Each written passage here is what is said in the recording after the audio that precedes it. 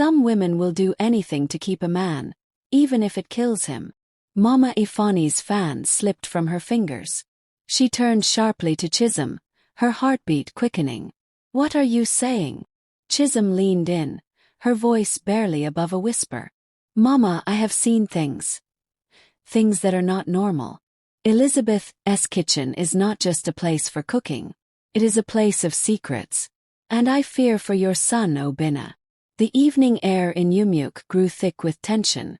Women continued their usual chatter in the background, children laughed and played, but to Mama Ifeanyi, the world suddenly felt different, darker, more dangerous. She had noticed changes in her son, but she had pushed away her fears. Now she could no longer ignore them. Something was terribly wrong. And she was going to find out the truth, no matter what it took. Elizabeth had always feared one thing more than death: being alone. She had grown up in the village of Umueke, raised by her grandmother after losing both parents to a sickness when she was just a child. Her grandmother was a hard woman, one who believed that a woman's only worth was tied to how well she could keep a man. "Men don't love women for long," she would often say as she stirred a pot of soup over the fire. "You must tie your man to you or he will leave. That is the way of the world." Elizabeth had listened. She had watched as men in the village left their wives for younger women, for richer women, for more exciting women. She had seen her friends cry over men who had once sworn undying love. She had promised herself that she would never be like them. When she married Obinna, she felt like she had won the greatest prize.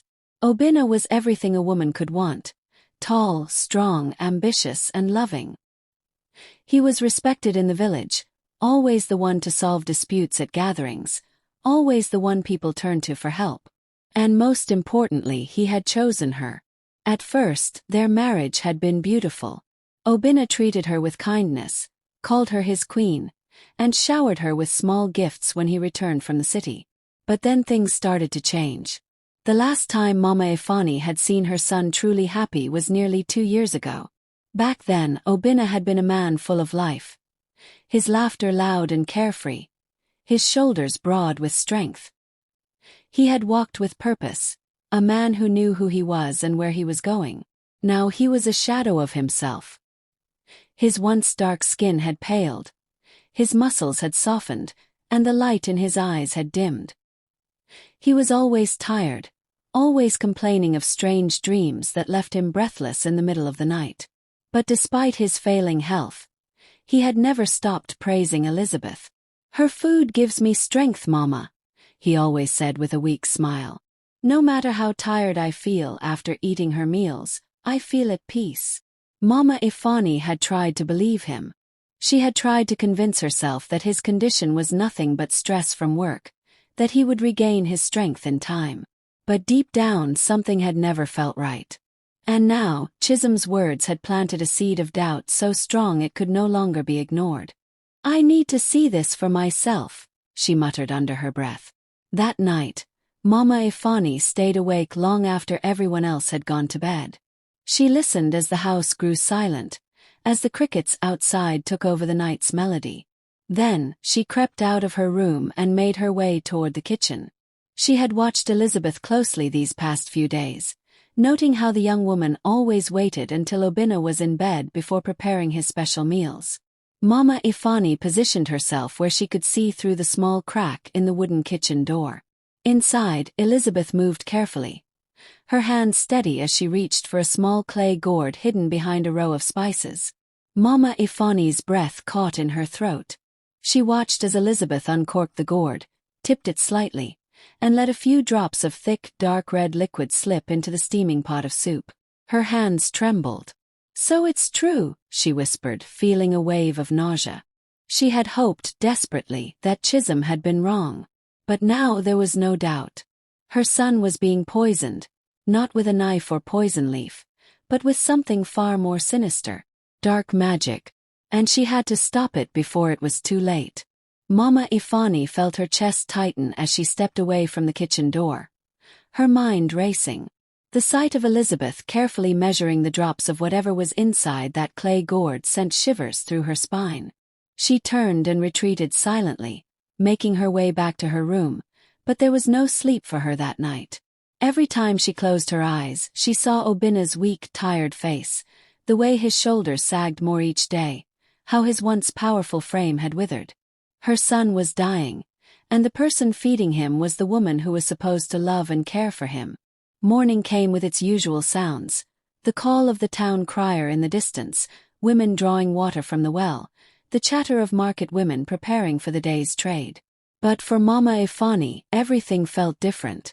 Every word, every laugh, every sound seemed muted under the weight of what she now knew. She sat in silence, watching Elizabeth move about the house. There was no guilt in her steps, no hesitation in the way she placed food before Obinna, urging him to eat.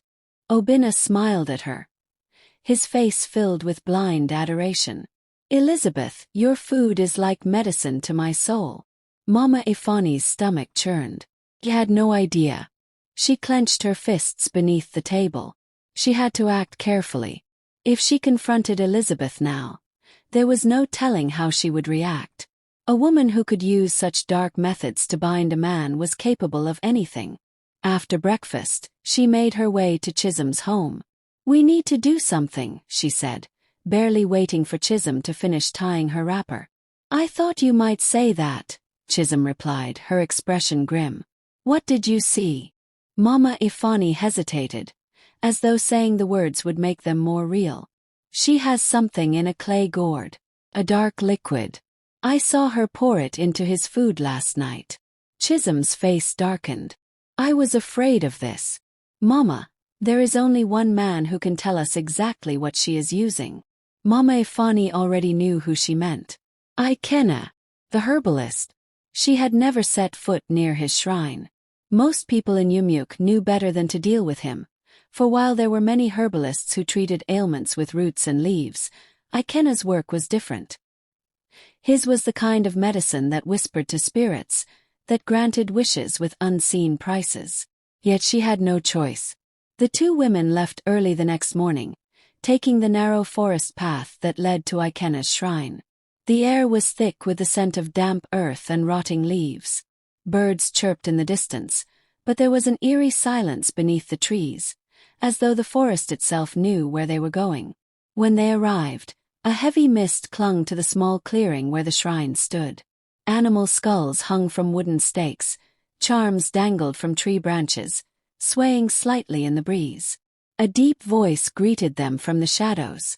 "I have been expecting you." Mama Ifeanyi and Chisom exchanged uneasy glances as Ikenna stepped forward, his tall frame barely visible in the dim light.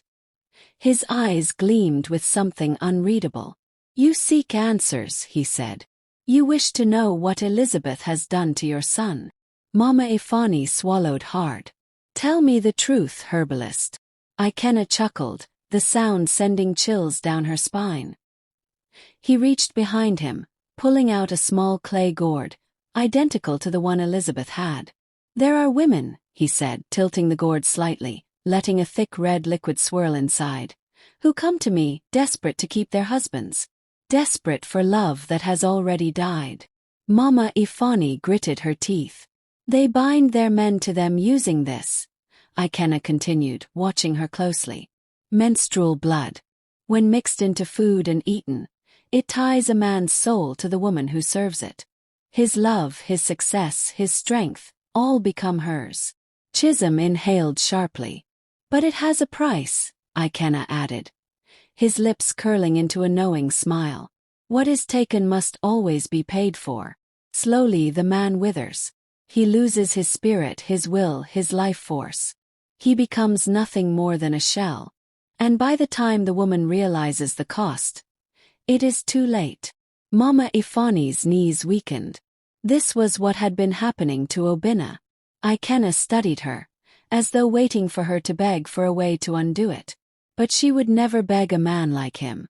Turning on her heel, she marched away, Chisom following closely behind. "What do we do now?" Chisom asked as they left the forest behind. Mama Ifeanyi's jaw tightened. "I will expose her." She returned to the house with new determination. That evening, she watched as Elizabeth prepared dinner. watched as she moved to the cupboard, reached for the clay gourd, and tilted it over the pot. That was when Mama Ifeanyi stepped forward. "Stop!" Elizabeth froze, her body stiffening. She turned slowly, her eyes darting between Mama Ifeanyi and the pot. "Mama," she said carefully, "you startled me." But Mama Ifeanyi wasn't fooled. "You will not serve that food to my son." Elizabeth's grip on the spoon tightened. "What are you saying?" Mama Ifeanyi stepped forward. "I know what's inside that gourd, Elizabeth. I know what you've been feeding him." Elizabeth's eyes flickered with something, fear? Rage. But she quickly masked it. "Mama, I don't understand." "Don't lie to me," Mama Ifeanyi snapped. "I have seen it with my own eyes. You are killing my son." Elizabeth's lips trembled. "I just wanted him to love me." Mama Ifeanyi felt a sharp pang in her chest. "What kind of love is this?" she demanded. "What kind of love destroys a man?" Tears spilled down Elizabeth's cheeks. "I didn't mean to hurt him. I was desperate. Enough," Mama Ifeanyi interrupted. "You will leave this house." Elizabeth dropped to her knees. "Please, Mama, don't send me away. I will stop. I swear it."